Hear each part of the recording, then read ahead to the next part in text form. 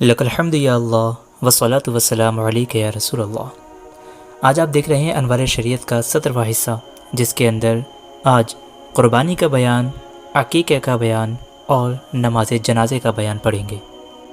अनवार शरीयत के 16वें हिस्से में हमने मुसाफिर की नमाज का बयान पढ़ा था, जिसके अंदर हमने ये सीखा कि अगर आप लोग अपनी नानी या रिश्तेदारों के घर घूमने गए 3 दिन से ज़्यादा के लिए और 15 दिन से कम के लिए, तो ऐसे में ज़ुहर, असर और इशा की फ़र्ज़ नमाज आप पर 4 रकात नहीं बल्कि 2 रकात वाजिब होगी।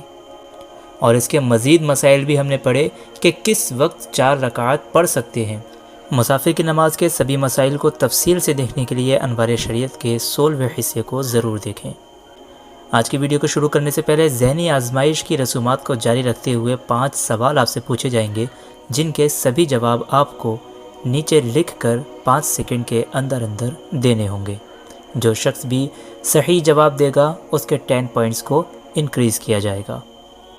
आज का आपका पहला सवाल है, जिसे गौर से सुने कि नमाज में सना, तअव्वुज़, तस्मिया और आमीन कहना। सना यानी पहली रकात में सुबहानक अल्लाहुम्मा पढ़ना, तअव्वुज़ यानी अऊज़ु बिल्लाहि मिनश शैतानिर रजीम पढ़ना, तस्मिया यानी बिस्मिल्लाहिर्रहमानिर्रहीम कहना और अल्हम्द के बाद आमीन कहना। ये सब चीज़ नमाज में सुन्नत हैं या वाजिब हैं? जल्दी से नीचे अपना जवाब लिख दें, सुन्नत हैं या वाजिब हैं। सना, तअव्वुज़, तस्मिया पढ़ना नमाज में सुन्नत है या वाजिब है? चले आज के जवाब की तरफ चलते हैं। आपके पहले सवाल का जवाब है कि सना, तअव्वुज़ और तस्मिया पढ़ना और आमीन कहना और इन सब का आहिस्ता होना यानी आहिस्ता से बोलना नमाज में सुन्नत है। माशाअल्लाह। चलिए अब नेक्स्ट सवाल की तरफ चलते हैं।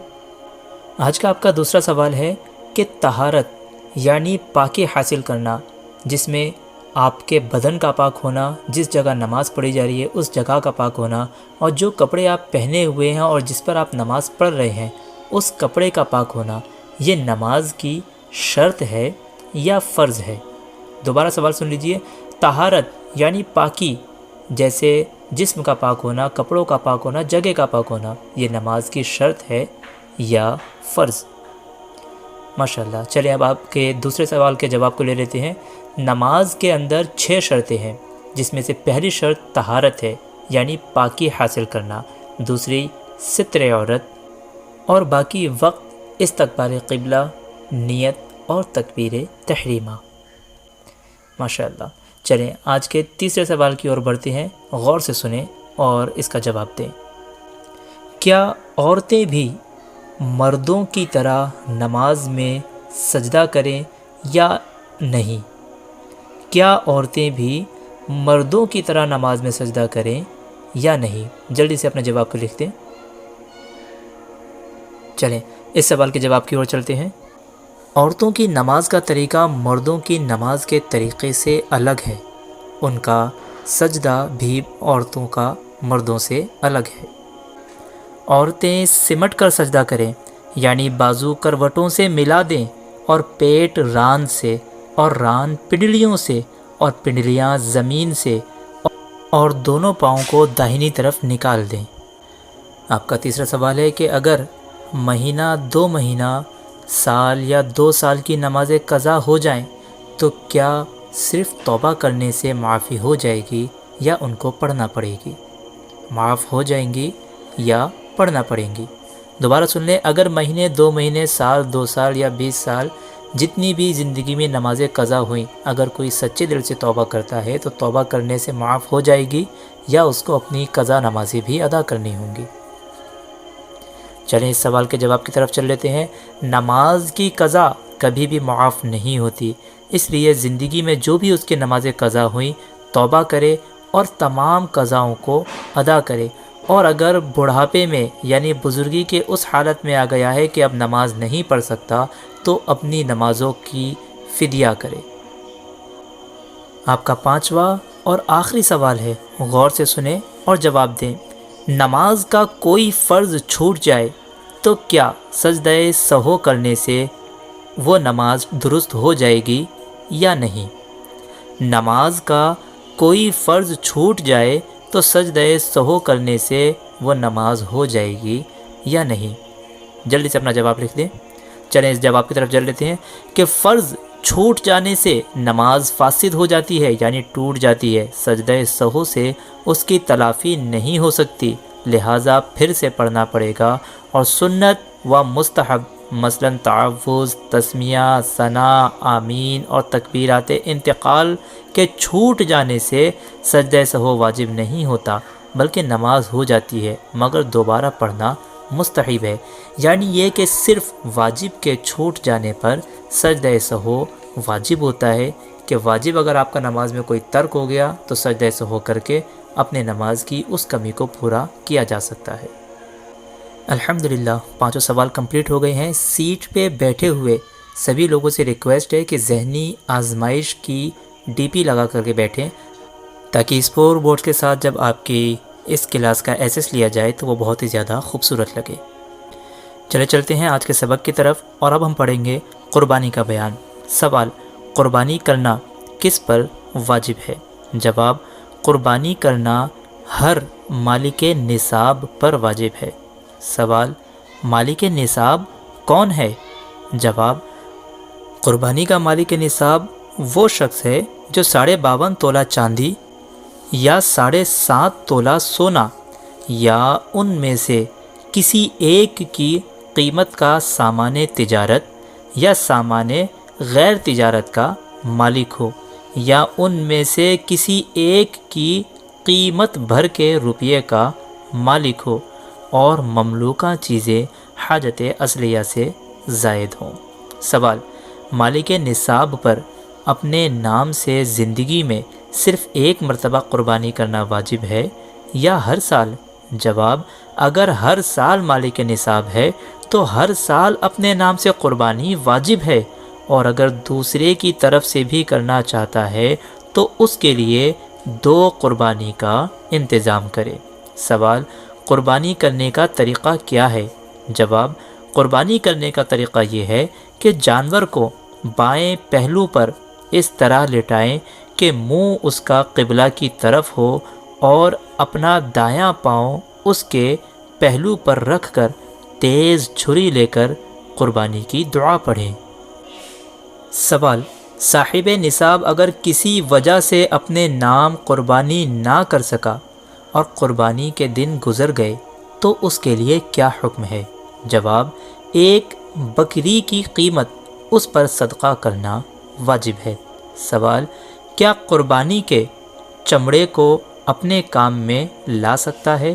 جواب: قربانی کے چمڑے کو باقی رکھتے ہوئے اپنے کام میں لا سکتا ہے، مثلاً مسلح بنائے یا مشکیزہ وغیرہ، مگر بہتر یہ ہے کہ صدقہ کر دے، مسجد یا دینی مدرسے کو دے دے یا کسی غریب کو۔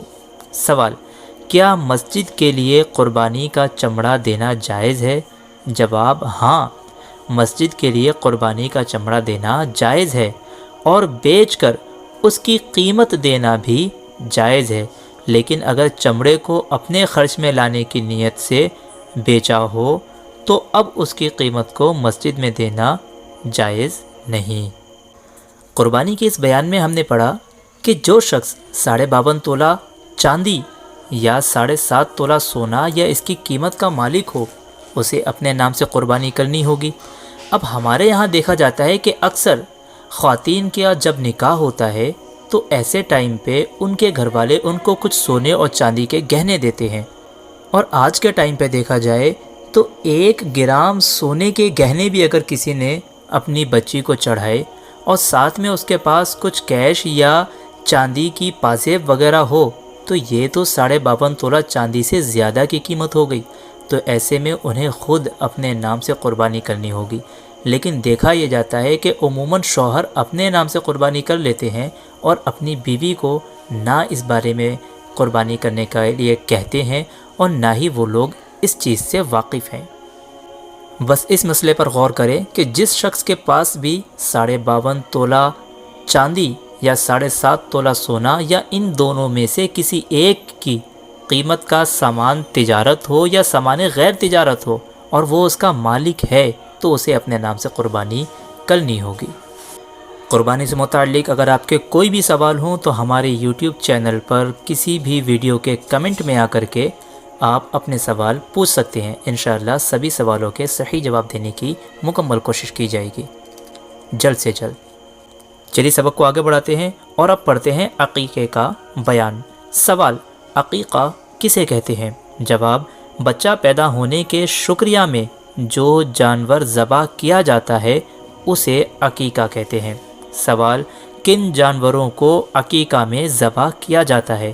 جواب: جن جانوروں کو قربانی میں ذبح کیا جاتا ہے انہی جانوروں کو عقیقہ میں ذبح کیا جاتا ہے۔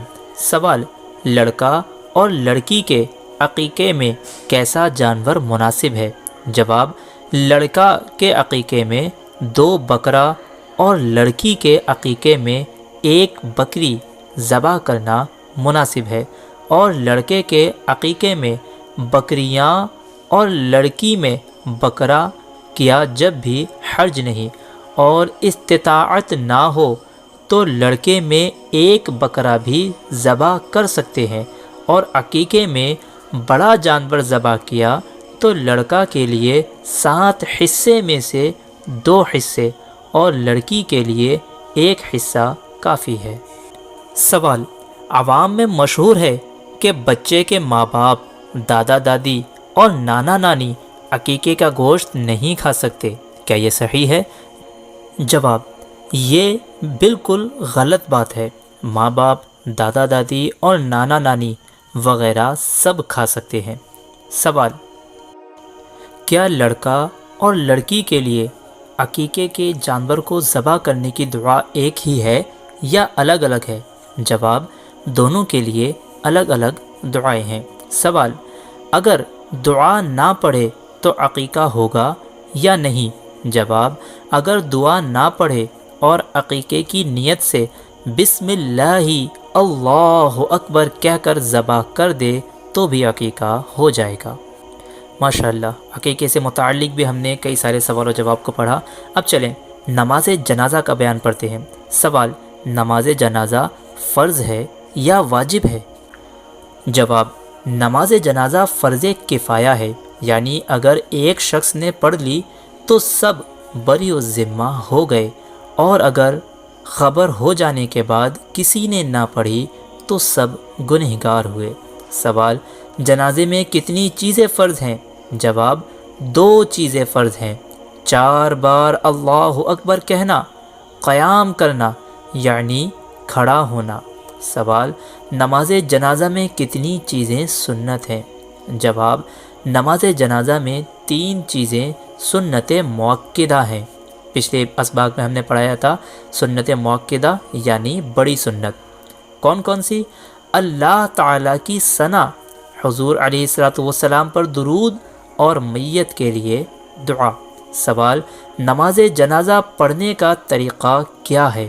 جواب: پہلے نیت کرے کہ نیت کی میں نے نماز جنازہ کی 4 تکبیروں کے ساتھ اللہ تعالیٰ کے لیے اور دعا اس میت کے لیے۔